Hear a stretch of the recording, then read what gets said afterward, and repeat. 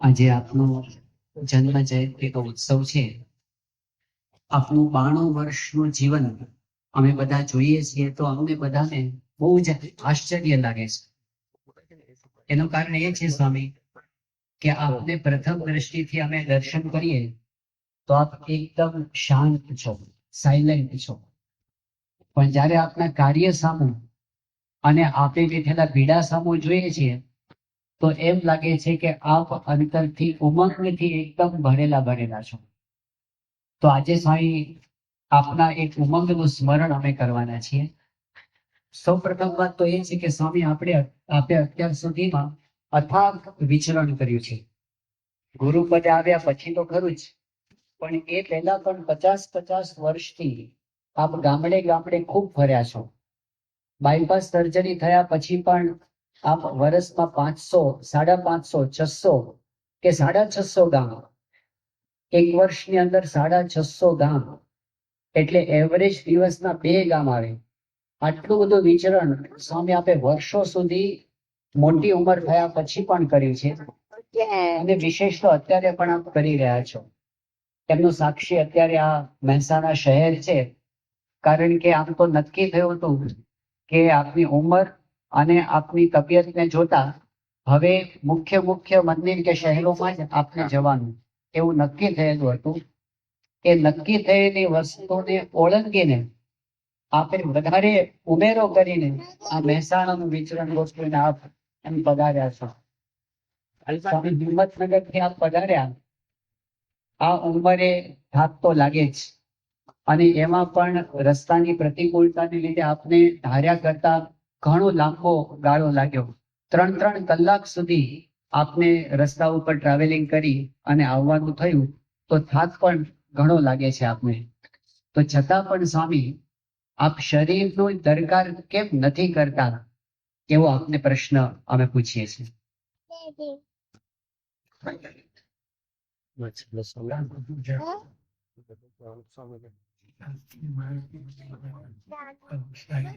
એમને ક્યાં દરકાર કરી?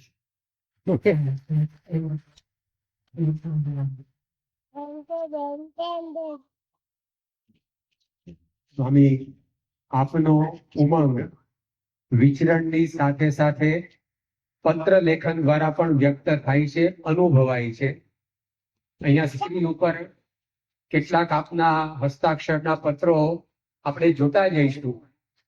એક પત્ર બાપા આપે આ 16 નવેમ્બર 2001 દિવસે લખેલો. એમાં આપ જણાવો છો કે આ પત્ર લખતા 700 હરિભક્તો પગે લાગી ગયા અને બધાની આંખ સાથે 4 આંખ કરી છે. આ પત્ર લખો છો, વચ્ચે કોઈ પગે લાગવા આવે, વળી પાછી એની સામે આંખ મિલાવો, વળી પાછા પત્ર લખો, વળી પાછી આંખ મિલાવો. 700 જણા પસાર થઈ ગયા. એટલે સંજોગો પ્રતિકૂળ હોય તો પણ આપ પત્ર લેખન છોડતા નથી. સમય સામે આપે જોયું નથી. અહીંયા મહેસાણાથી બાપા આપે 19 એપ્રિલ 2004 ના રોજ પત્ર લખેલો. એમાં આપ જણાવો છો કે રાત્રે 1 વાગે એક યુવાનને આ પત્ર લખો છો. એક પત્ર બાપા આપે 1973 ખજુરડી ગામેથી લખેલો. એનો પ્રારંભ આપે રાત્રે 2:30 વાગે કરેલો. તો આ પત્ર લખવામાં સંજોગો જોતા નથી, સમય જોયો નથી.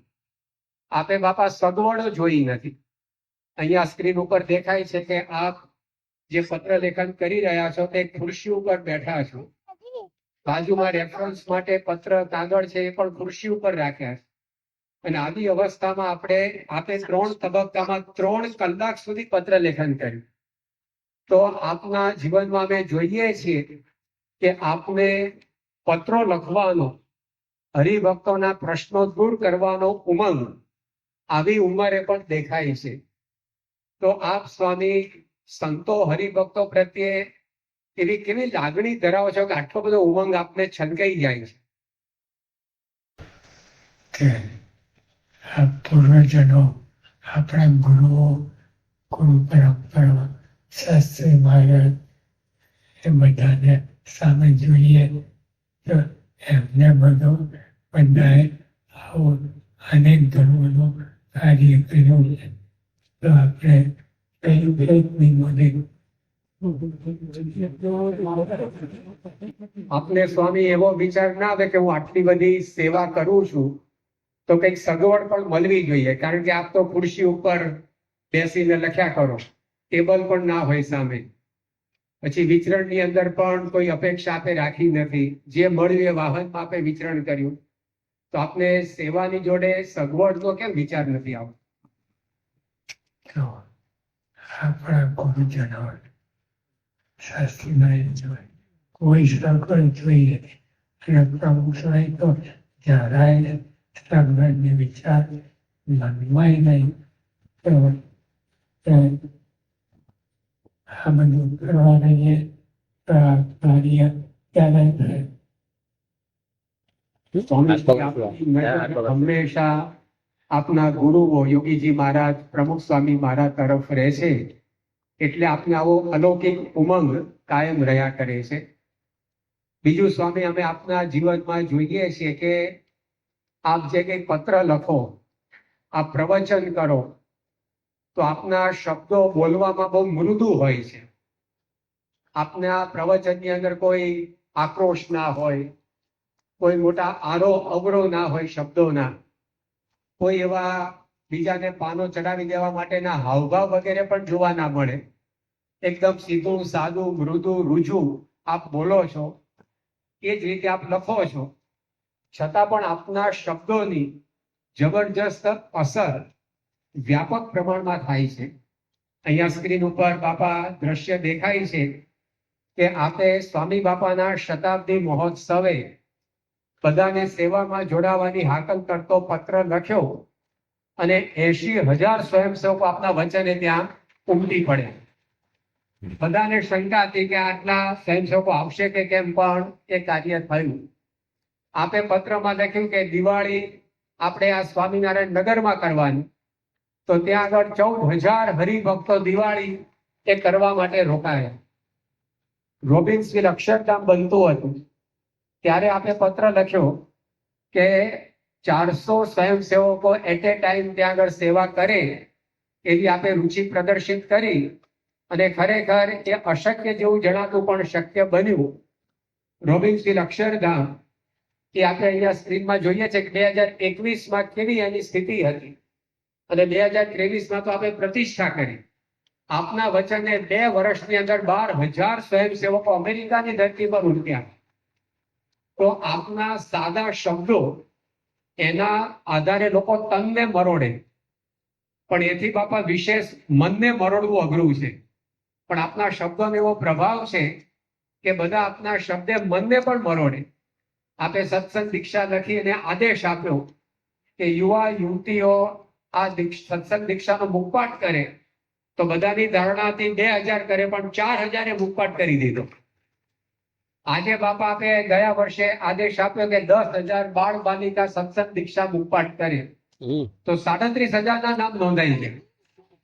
તો આપના શબ્દો બહુ સાદા હોય છે, મૃદુ હોય છે, તેમ છતાં પણ આવી વ્યાપક અસર સૌના મન ઉપર થાય છે. તેનું કારણ શું હશે?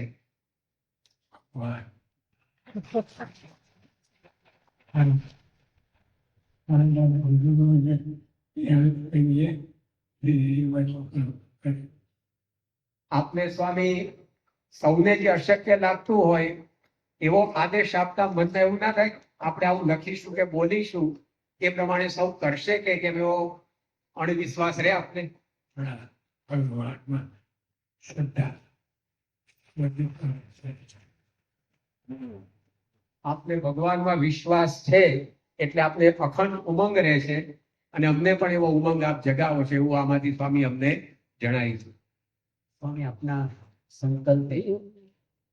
સંકલ્પે અને આપના વચને કેવા કેવા અશક્ય કામ થાય છે એની થોડીક ઝાંખી અત્યારે આપણે કરી. પરંતુ આપે અનેક વખત એક વાત કરી છે. પ્રમુખ સ્વામી મહારાજ અંતર્ધાન થયા ત્યારબાદ આપે અનેક વખત એક વાત અમને કરી છે, એને પહેલા વિડીયોના માધ્યમથી અત્યારે આપણે જોઈશું. સંકલ્પની વાત છે કે સ્વામી બધું પૂરું કર્યું, મારા માટે કઈ બાકી હતી બરાબર. ખાલી હાર થોડા બાકી છે. એમના પછી આપણે પહેરવાનું થાય બીજું કઈ બાકી નહીં ખરેખર આપવા માટે ખાલી હાર થોડા છે. સ્વામી આ વાત આપણે વારંવાર કરી છે કે પ્રમુખ સ્વામી મહારાજ બધું કરીને ગયા છે અને મારે તો ખાલી હાર દોરા જ આવ્યા છે, મારે ભાગે કંઈ કરવાનું આવ્યું નથી અને મેં કાંઈ કર્યું નથી એવું આપ અનેક વખત બોલો છો.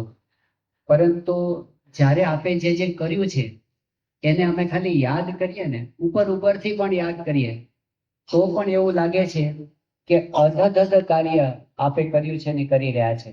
અત્યારે ખાલી સ્વામી અમે બહુ ઝડપથી એને યાદ કરતા છીએ આપે જે કર્યું છે એનું. દાખલા તરીકે આપ ગુરુપદે આવ્યા પછી 2017ની સાલમાં સ્વામિનારાયણ સિદ્ધાંત સુધા ગ્રંથનું પ્રકાશન થયું અને કાશી વિદ્વત પરિષદથી માંડીને આખા વિશ્વની અંદર અક્ષર પુરુષોત્તમ દર્શન એનો જે પ્રભાવ પથરાયો એ પણ આપના પ્રેરણાથી થયું.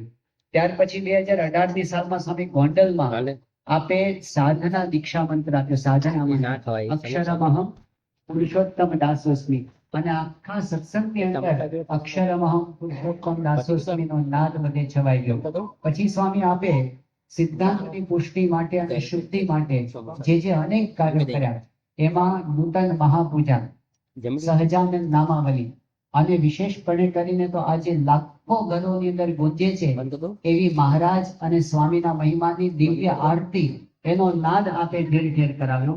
આપે સારંગપુરની અંદર સંસ્કૃત મહાવિદ્યાલયની સ્થાપના કરી અને એક બહુ જ અદ્ભુત કાર્ય સ્વામી આપે એ કર્યું. 87 વર્ષની ઉંમરે આપે સત્સંગ દીક્ષા ગ્રંથનું લેખન કર્યું અને આખા સત્સંગની અંદર લાખો ઘરોમાં એનો પાઠ થવા માંડ્યો.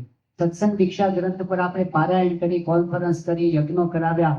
સત્સંગ દીક્ષા ગ્રંથ ઉપર અભ્યાસક્રમ કેવો થવો જોઈએ એ આપે અમને જણાવ્યું અને એનો અભ્યાસક્રમ ચાલુ કરાવ્યો. આપે મહારાજની સાથે સ્વામીને પધરાવવા માટે અક્ષર બ્રહ્મના વધામણાનો આખો ઉત્સવ કર્યો અને એની સાથે આખા સત્સંગમાં અક્ષર બ્રહ્મ સત્ર આપે કરાવ્યું અને ઘરે ઘરે અક્ષર પુરુષોત્તમનું ગાન થતું થઈ ગયું. આપે વિશ્વના દરેક ખંડની અંદર BAPS સ્વામિનારાયણ રિસર્ચ ઇન્સ્ટિટ્યૂટની સ્થાપના કરી અને સંપનું વર્તુળ મોટું થાય, ખાલી BAPSમાં નહીં પરંતુ સમગ્ર હિન્દુ ધર્મના અને આખા વિશ્વના બધા સંપ્રદાયોમાં સંપ વધે એવી ભાવના સાથે આપે રિસર્ચ ઇન્સ્ટિટ્યૂટની સ્થાપના કરાવી. આપે અબુધાબીની અંદર દિવ્ય અને ભવ્ય એવું સાંસ્કૃતિક અને ઐતિહાસિક મંદિર એની ભેટ આપી. પેરિસની અંદર આપ મંદિરની ભેટ આપી રહ્યા છો. આપે કાર્યકર સુવર્ણ મહોત્સવ ભવ્યાતિ ભવ્ય ઉજવ્યો, ક્યારેય ભૂલી ન શકાય એવો કાર્યકર સુવર્ણ મહોત્સવ આપે ઉજવ્યો. આ બધું સ્વામી ગણાવીએ છે, હજી લિસ્ટ તો ઘણું લાંબુ છે પણ જો સમરી કરીએ તો આપે આ 9 વર્ષમાં 694 મંદિરો બનાવ્યા. દર 6 દિવસે આપ નવા મંદિરની ભેટ આપો છો અને 366 સંતો બનાવ્યા. દર 8 દિવસે આપ એક યુવાનને દીક્ષા આપી અને ત્યાગાશ્રમના માર્ગે પ્રેરી રહ્યા છો. અને આ બધું જે સ્વામી કરો છો, આપ ખાલી આદેશ આપી દો છો એવું નથી, એક એક કાર્યમાં આપ ઊંડા ઉતરો છો.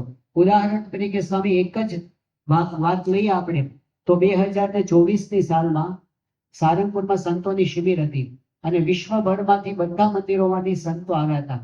એ સંત શિબિરની આગળ પાછળના દિવસોની અંદર આપે બધા સંતોને મળવાનું હોય, એને માર્ગદર્શન આપવાનું હોય, પ્રશ્નો સોલ્વ કરવાનો હોય, એની વચ્ચે આપણે કેટલીક મિટિંગો કરી હતી. એનું ખાલી એક લિસ્ટ જોઈએ તો આપણે રોબિન્સવિલ અક્ષરધામના વિકાસ માટેની મિટિંગ કરી, ગઢડા મંદિરની અંદર જે નવો સુધારો થવાનો છે એ અંગેની મિટિંગ કરી, સાન હોસેનો મોટો પ્લાન આવે છે એની મિટિંગ કરી, સાન ડિયાગો મંદિર માટે મિટિંગ કરી, ટેમ્પા મંદિરના વિકાસ માટેની મિટિંગ કરી, અટલાન્ટાના માસ્ટર પ્લાન માટેની મિટિંગ કરી, હ્યુસ્ટન અને સાન એન્ટોનિયો મંદિરના વિકાસની મિટિંગ કરી, મેલબોર્ન મંદિરની મિટિંગ કરી, પેરિસમાં મંદિર બને છે એની મિટિંગ કરી, સુરત અક્ષરધામના નિર્માણ માટેની મિટિંગ કરી. અને આ બધી મિટિંગો ચાલતી હતી ને એમાં સંત શિબિરમાં એક દિવસે આપ અચાનક જ કોઈને ખબર નહીં અને આપ એક કાગળ લઈને આવ્યા અને કોઠારી બાપાને પત્ર આપ્યો અને કીધું આની જાહેરાત કરો. અને સ્વામી આપે એમાં લખ્યું કે મુંબઈની અંદર ભવ્ય સંકલ્પ છે, એની સાથે આપણે યુનિવર્સિટી કરવી છે. અને અત્યારે યુનિવર્સિટીની જાહેરાત થઈ ત્યાં તો આપણે કીધું 5 યુનિવર્સિટી કરવી છે અને હજી બધા વધાવતા હતા ને ત્યાં તો મહંત સ્વામી મહારાજ આપે એવું કીધું કે આપે આ તો શરૂઆત છે, હજી તો ઘણું બધું કરવાનું છે. તો સ્વામી આપને પ્રશ્ન એ પૂછીએ છીએ કે આનું લિસ્ટ કરતા પણ થાકી જવાય એવું લાગે છે. હજી તો આ બહુ થોડી વસ્તુ કહી છે અને ખાલી આ બાટા પ્રોજેક્ટ નથી કર્યા, એક એક સંત અને એક એક હરિભક્તના નાના નાના પ્રશ્નો આપના સુધી પહોંચે છે અને આપ એનું નિરાકરણ આપો છો. તો સ્વામી પ્રશ્ન એ છે કે આપને આ બધું કરવાની અંદર આટલો બધો ઉમંગ કેવી રીતે રહ્યા કરે છે એવો પ્રશ્ન અમને થાય છે. અને આવું કરવા છતાં પણ વિશેષ તો સ્વામી શું છે કે આટલું બધું આપ કરો છો અને છતાં પણ આપે વાત એ કરી કે મેં તો કંઈ કર્યું જ નથી અને પ્રમુખ સ્વામી મહારાજ બધું જ કરીને ગયા છે, એવું આપને કેમ રહ્યા કરે છે? તમે એવું જ કર્યું છે કે આપણે લેખા સ્વામી આપ આટલું કરો છો પણ આપને એવું લાગતું નથી કે મેં કર્યું છે? એવું લાગે તો ધીરે રહીને તો કે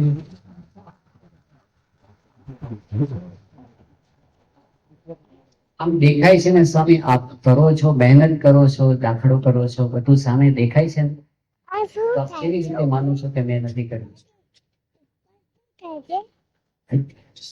દેખાય નહીં પણ કદાચ ભગવાન જ કરે તો સંતોષ થાય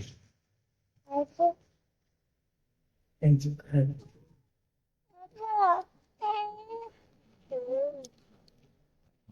આપ અત્યારે બાપા આપના અલૌકિક ઉમંગની વાત ચાલી રહી છે, તો આપને કેવો અલૌકિક ઉમંગ છે એનું એક દ્રષ્ટાંત જોઈએ તો 2023માં પ્રમુખ સ્વામી મહારાજનો શતાબ્દી મહોત્સવ ઉજવાતો હતો અને એક મહિનામાં લગભગ 1.25 કરોડ વ્યક્તિઓએ આવીને એનો લાભ લીધો. અનેક મહાનુભાવ એમાં આવ્યા, એટલે આપણો ખૂબ જ વ્યસ્ત કાર્યક્રમ રહેતો હતો. એની વચ્ચે જે સંતો સ્વયંસેવકો સેવામાં જોડાયેલા બધાના મનમાં તો એવા વિચારો રમતા હતા કે હવે આ 15મી જાન્યુઆરીએ શતાબ્દી મહોત્સવ પૂરો થાય પછી આપણે શાંતિથી આપણા મંદિરોમાં સ્થાનોમાં જઈને આરામ કરીશું, થાક ઉતારીશું. ત્યાં તો આપણે ઉત્સવ દરમિયાન 6મી જાન્યુઆરીએ સુરતના અક્ષરધામની વાત કરી. ત્યાં આપણે સુરતમાં સર્વોપરી મંદિર અક્ષરધામ તૈયાર કરવું છે. એ પત્ર અહીંયા આપણને દેખાય છે. 14મી જાન્યુઆરીએ બાપા શતાબ્દી મહોત્સવના સમાપનના દિવસે આપણે મેલબર્નમાં અક્ષરધામ કરવું છે એવો સંકલ્પ પત્રની અંદર લખીને જણાવ્યો અને એ પણ સ્વામી 10 વર્ષમાં કાર્ય પૂરું કરી દેવાનું ત્યાં સુધીનું આપણે આયોજન આપ્યું છે. તો એક બાજુ આટલો મોટો ઉત્સવ છે, એનો થાક, એની વ્યસ્તતા અને આ ઉંમરે એ બધું આપણે અનુભવાતું હોય, તેમ છતાં હજી ઉત્સવ પૂરો થયો નથી અને કોઈ સામાન્ય મંદિર બાંધવાની વાત નહીં, આમાં મોટા અક્ષરધામ બાંધવાનો આપણે ઉમંગ છલકાઈ આવ્યો. તો આપને એવો વિચાર નથી આવતો કે આપણે ઘણું કર્યું, હવે શાંતિથી થોડોક આરામ કરી પછી પ્રોજેક્ટ કરીએ? હું દબાવું ગુરુ જન્મે ગુરુ પરંપરા બંધ થાય કે પંચમ સંકલ્પ કર્યો છે અને વસ્તુમાં તો એક મંદિરના પાયા બીજું ત્રીજું એવું કરે. હવે એનો કોઈ આગ્રહ નથી અને હંપીના અંતે કપાળે રાખે છે તો આપણે પુણ્ય આપ સ્વામી હંમેશા દરેક જવાબમાં એક કહો છો કે ગુરુએ આ કર્યું છે એટલે અમને ઉમંગ રહેશે, ગુરુએ આ કર્યું છે એટલે અમે આ કરીએ છીએ.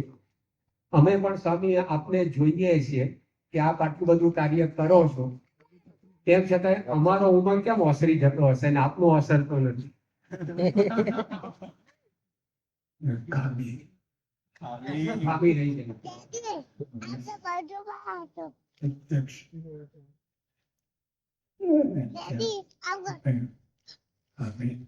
આપણે એકબીજાને એ ખામી કોઈ સાક્ષાત વિધિ મહારાજ છે એટલે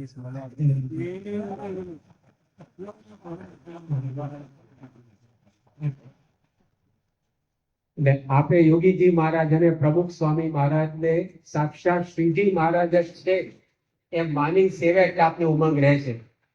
તો અમારે પણ આપના દ્વારા અમને શ્રીજી મહારાજ મળ્યા છે એમ જો અમે માનીને સેવા કરીએ તો અમને કાયમ ઉમંગ રહે.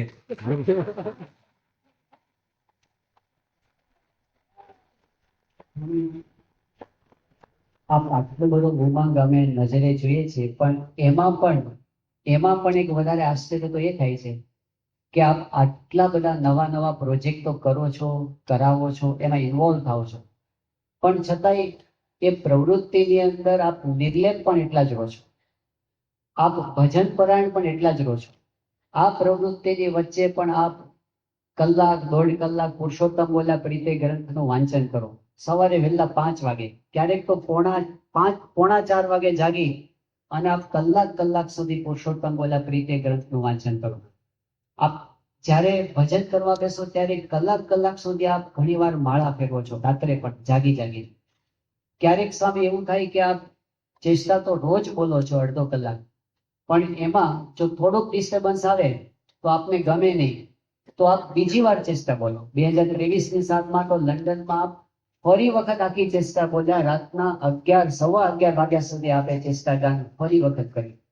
આપ મુદ્રા કરવા માટે બેસો, વર્ષોથી આપ સ્વામી કરતા આવ્યા કે જ્યારે કોઈને ખબર ન હોય ત્યારે વહેલી સવારે બેઠા આપ અડધો કલાક સુધી બધા જ આખા વિશ્વનું કલ્યાણ થાય, બધાનું ભલું થાય એવી આપ પ્રાર્થના એકલા બેસીને કરતા હો. તો સ્વામી આટલી બધી પ્રવૃત્તિ હોય, આટલા બધા પ્રોજેક્ટ હોય, ત્યારે તો મનમાં એવા જ વિચાર આવે કે આ બાકી છે, પણ આપ એવી જ રીતે તલ્લીન થઈને આપ ભજનમાં, પ્રાર્થનામાં, વાંચનમાં મન જોડો છો. એ કઈ રીતે થાય છે? કઈ નવાઈ નથી. એવા બધા ગુરુજનો, ગુરુ પરંપરા બધા એક બધું શું કઈ સૌમાં નહીં, અને આ ગુરુએ કર્યું છે એટલે અદભુત કાર્ય કરે. આજે સ્વામી આપની જન્મ જયંતિ અમે ઉજવી રહ્યા છીએ. આપના જીવનમાં અનેક પ્રસંગો એવું જોવા મળે છે કે કોઈ પણ આપના સંપર્કમાં આવે એને અનેરી દિવ્યતાનો અનુભવ થાય છે. 19 ઓગસ્ટ 2018માં અટલાદરા મુકામે આપને અબુધાબીના મંદિરમાં સહયોગ આપનારા આરએસપી કંપનીના ગ્લોબલ મેનેજિંગ ડિરેક્ટર મિસ્ટર લાઈ હ્યુ પોપ મળેલા. એમણે પોતે આપને મળ્યા પછી સંતોને એવું જણાવ્યું કે I don't know anything about God. ભગવાનના વિશે મને કાંઈ જાણ નથી, એમાં કોઈ શ્રદ્ધા પણ નથી, but I was closest and the nearest with God when I met મહંત સ્વામી મહારાજ. કે હું મહંત સ્વામી મહારાજને મળ્યો ત્યારે એવું લાગ્યું કે હું ભગવાનની સૌથી નજીક છું. હવે ભગવાનમાં જેને કોઈ વિશેષ શ્રદ્ધા ન હોય એને છેક આવો ઉત્કૃષ્ટ અનુભવ આપને મળીને થાય કે આપના દ્વારા ભગવાન કાર્ય કરી રહ્યા છે. આપ સ્વામી 18 સપ્ટેમ્બર 2017ના દિવસે અમેરિકાના કેટસ્કિલમાં એમર્સન રિસોર્ટમાં અશોકન રિઝર્વોયર છે ત્યાં વોકિંગ કરવા પધારેલા એક અમેરિકન વ્યક્તિ કેવિન ગોડવે, એ તો ત્યાં ટેલવા માટે આવી હશે, પણ આપને જોયા, આપના દર્શન કર્યા અને એકદમ સ્થિર થઈ ગયા. સંતોએ એમને પૂછ્યું કે અહીંયા તમે કેમ ઊભા છો? તેમણે કહ્યું કે I am feeling calmness and serenity here. મને અહીંયા શાંતિ, પરમ શાંતિ અનુભવાય છે. તો કોકને આપના સાનિધ્યમાં શાંતિનો અનુભવ થાય, કોકને આપના સાનિધ્યમાં ભગવાન જ વિચરી રહ્યા છે એવો અનુભવ થાય. આજની સભામાં સ્વામી અમે જોયું તો આપના એક દર્શન માત્રથી વર્ષો જૂના વ્યસનો બધાના નીકળી ગયા, તો પરિવર્તનનો અનુભવ થાય. તો આવી ઘણી બધી જુદી જુદી દિવ્યતા આપનામાં સૌને અનુભવાય છે.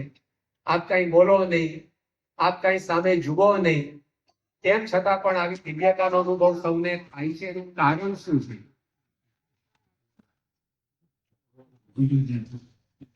ભગવાન આપ પહોંચો બાપા કારણ છે તો ભગવાન આપનામાં રહ્યા છે એમ કહેવા માંગો છો? બાપા થોડાક ઊંડા અમારા પ્રશ્નમાં ઉતરવું છે કે આપ કહો છો કે આપનામાં ભગવાન રહ્યા છે, તો આપની આંખમાં ભગવાન રહ્યા છે, આપના હાથમાં રહ્યા છે, આપના હૃદયમાં રહ્યા છે, ક્યાં રહ્યા છે? અંગમાં બાપા ભગવાન છે. તો બાપા આપના અંગો અંગમાં ભગવાન ત્યારથી જ આપ પ્રગટ થયા ત્યારથી, કે આપે દીક્ષા લીધી ત્યારથી, કે આપ ગુરુ પદે આવ્યા ત્યારથી ભગવાન પ્રગટ છે આપનામાં?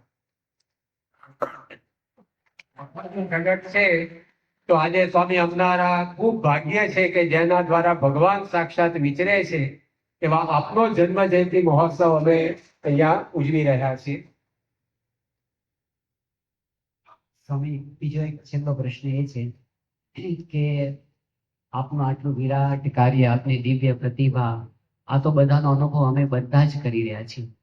છતાં પણ એવું પણ બને કે કોઈને આપના પ્રત્યે અસદભાવ પણ હોય, કોઈ નિંદા પણ કરતા હોય, કોઈ વિરોધ પણ કરતા હોય. એવું પણ દુનિયામાં ભગવાન પ્રગટ હોય, સંત પ્રગટ હોય ત્યારે પહેલેથી થતું આવ્યું છે.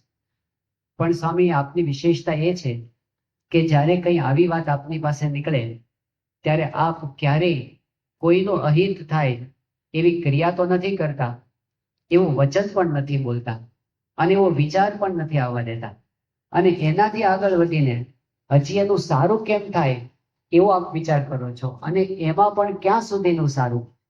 2019માં જ્યારે આપ નાઇરોબીમાં હતા અને આપની સમક્ષ પૂજામાં કીર્તન ગવાતું હતું, અને એમાં કીર્તનમાં પંક્તિ આવી કે નિંદા કરનાર નરકે જાશે. આ પંક્તિ તો કવિએ પોતાના ભાવ પ્રમાણે લખી છે કે જે આ સંતની નિંદા કરશે એ નરકમાં જશે. તો આપે કહ્યું કે સંત એ તો બંને રીતે કલ્યાણ કરે, હડફેટે આવવો જોઈએ. ભાવે કે કુભાવે, જે હડફેટે આવે એનું કલ્યાણ થાય. એટલે સ્વામી કહે કે આનો પંક્તિ છે ને ફરી આપ લખો, બીજી વાર સુધારો.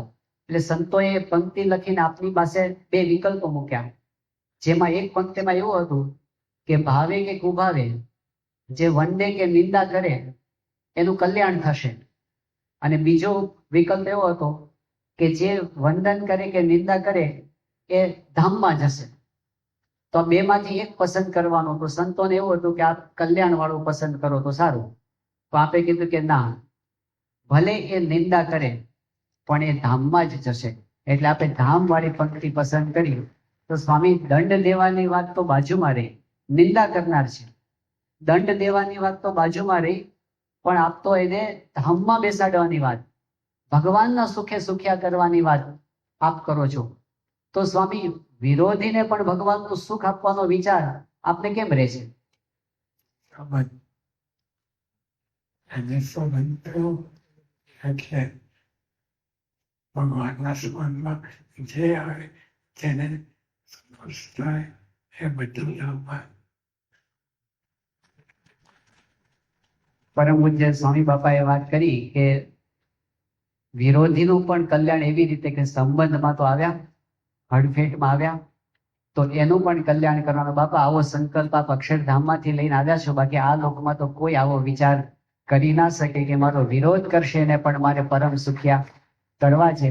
આપણી આ ગુણાતીત ગુરુ પરંપરાની ખરેખર અદ્વિતીયતા છે. એવા ગુરુ હરિને પામીને આપણે સૌ ધન્ય થયા છીએ. આજે બાપા, આપના જન્મ દિવસે અમે સૌ આપના ચરણોમાં પ્રાર્થના કરીએ છીએ કે આપનો મહિમા તો અપરંપાર છે. જેમ જેમ વિચારીએ ને એમ ખૂટે નહીં એવો આપનો મહિમા છે. તો આપના આ સ્વરૂપનું અમારા હૃદયમાં સદાય સ્મરણ થયા કરે એવી આપના ચરણોમાં પ્રાર્થના. સ્વામિનારાયણ ભગવાન. ખરેખર ગુરુ હરિ મહંત સ્વામી મહારાજનું જીવન અલૌકિક છે. એની પ્રતીતિ આ પ્રશ્નોત્તરી દ્વારા આપણને થઈ. જેમણે ક્યારેય કોઈના અહિતનો વિચાર કર્યો નથી, જે વિરોધીના પણ કલ્યાણનું સતત ચિંતન કરી રહ્યા છે, જે ભગવાનને નિરંતર કરતા હરતા સમજે છે.